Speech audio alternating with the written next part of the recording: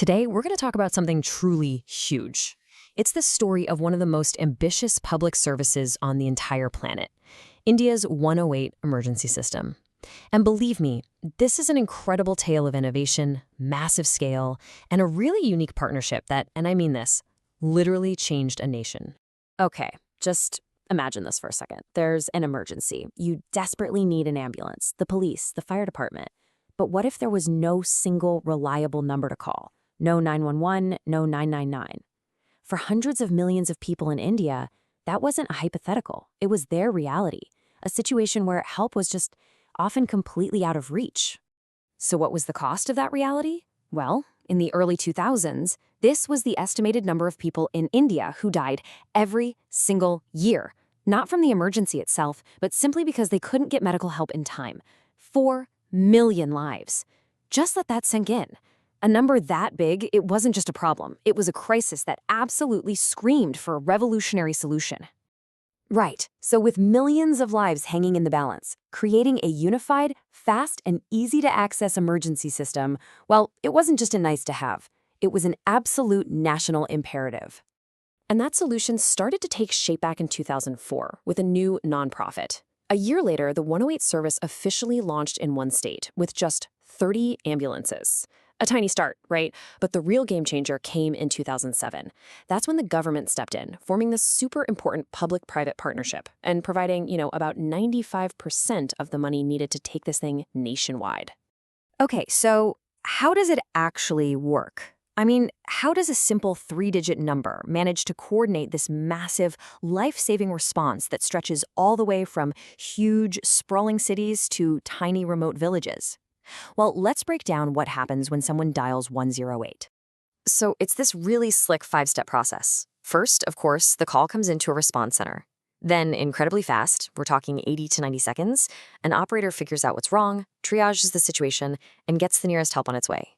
But here's the crucial part. They don't just hang up. Nope. As the ambulance is racing to the scene, that operator stays on the line, giving instructions, keeping the person calm, and even connecting them to the MT in the ambulance. It's this seamless chain built for one thing and one thing only, saving precious, precious time. And this right here, this is the nerve center. This is where all those calls come in. These centers are buzzing 24/7. I mean, at its peak, the system has handled tens of thousands of emergencies in a single day. All of it, every single call, coordinated from hubs just like this one.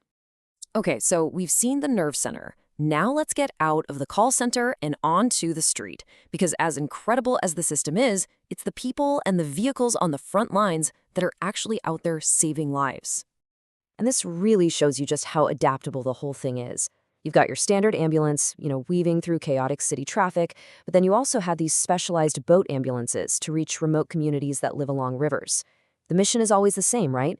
Get there. It doesn't matter what the terrain looks like. And behind the wheel of every single one of those ambulances is someone like Vikas Kumar. I love this quote because it just captures the dedication of the tens of thousands of pilots, that's what they call the drivers, and the technicians who are part of this mission. These folks are the absolute first line of response. And the work that the EMTs do, wow, it is truly remarkable.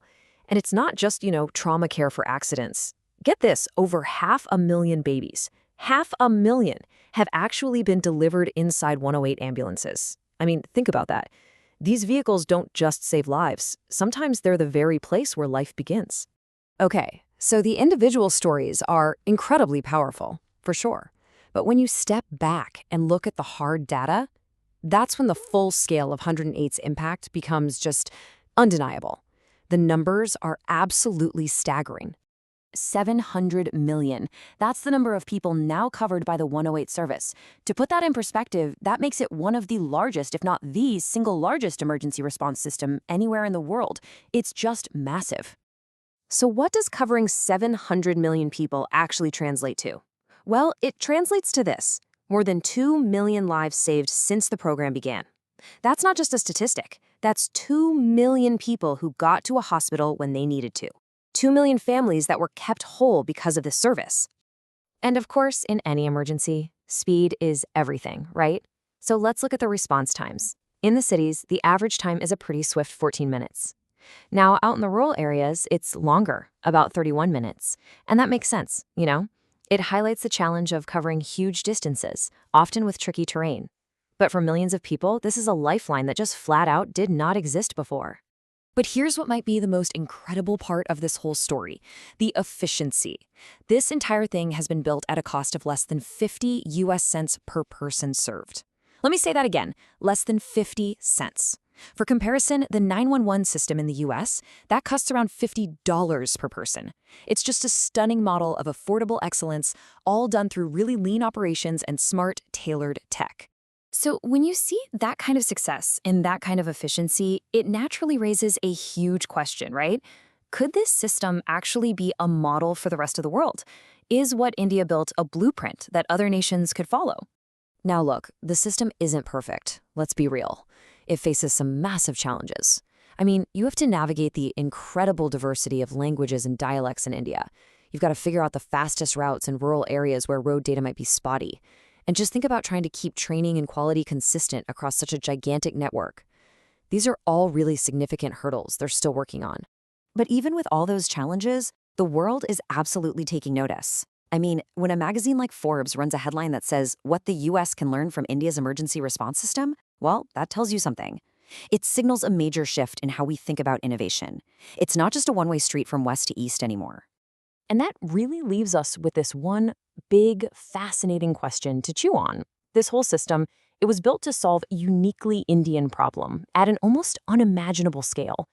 But in the process, did they accidentally create a universal blueprint for saving lives? A model that could work, well, almost anywhere in the world? It's something to think about, isn't it?